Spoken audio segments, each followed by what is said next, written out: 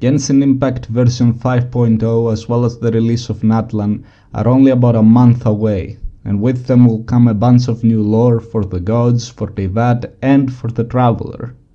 This, along with Honkai Star Rails Penacony arc having recently concluded, got me thinking, who would win in a fight, Genshin Impact's Traveler or Honkai Star Rails Trailblazer? Also, the Traveler is at their current level of power, so no arguments about like, oh, Prime Traveler stomps, the one that got bodied by the Heavenly Principles. To figure out who would win, we first need to gauge the general level of power of these two. And to do that, we need to look at the strength of the opponents they've beaten along their journeys, starting with the Traveler.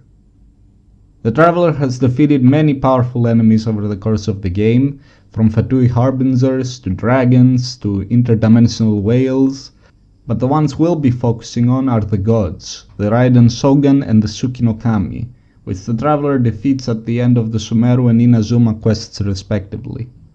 Gods in Genshin Impact have consistently displayed the power to destroy mountains, islands, and even entire countries.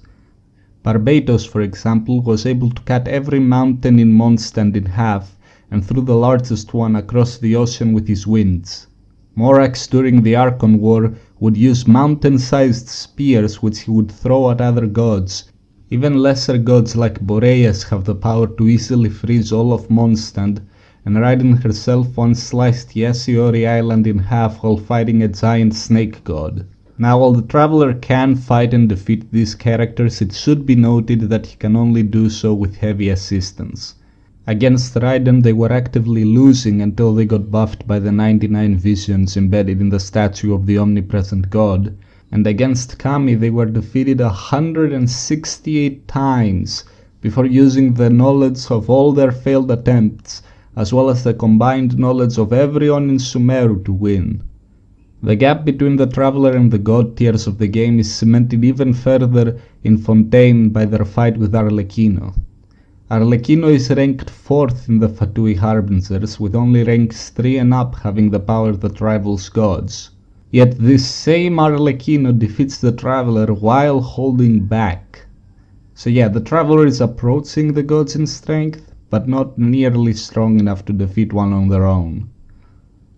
Moving on to the Trailblazer, they come out swinging even at the start of the game with their fight with the Doomsday Beast, which is stated to be the Antimatter Legion's planet destroyer, with the Trailblazer playing a major part in defeating the beast and even saving March 7th from one of its attacks.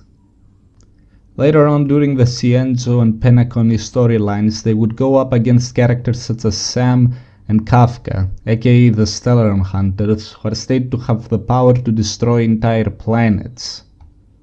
Now this can be more metaphorical, such as with Kafka causing a sort of apocalyptic scenario that wipes out all life on the planet, but in the case of Sam it can very literally mean blowing up a planet. The Trailblazer has also fought against Phantilia, an emanator of destruction which have the power to incinerate galaxies. Even other members of the Astral Express, such as Dan Hang, have in the past defeated beings that have consumed entire planets and stars on some Galactus type shit. Now you may say that for a lot of these fights I've mentioned, the Trailblazer had a lot of assistance, like the Astral Express crew or some emanators, but again so does the Traveler. To put it this way, the Trailblazer with assistance is able to defeat beings that can destroy planets, stars, and even entire galaxies, while the Traveler with assistance can defeat beings who can destroy mountains, islands, and countries. The gap in power is simply massive, and it makes sense too once you consider the difference in scale between the two games. Genshin's story takes place entirely on one continent with 7 nations, with most characters in the game, including the gods, having never gone beyond the world of Teyvat. Meanwhile, Star Rails' story takes place across multiple planets, with the entire galaxy being involved in one way or another. Who knows, maybe in 3 years from now, once both of these stories are at their endgame, the Traveler will have defeated the Primordial One, regained their original power, and are now strong enough to destroy the universe with a thought. But for now, the Trailblazer wins with pretty much 0 difficulty. Anyway, that's about it. Thank you all for watching, and I'll see you all in the next one. Goodbye!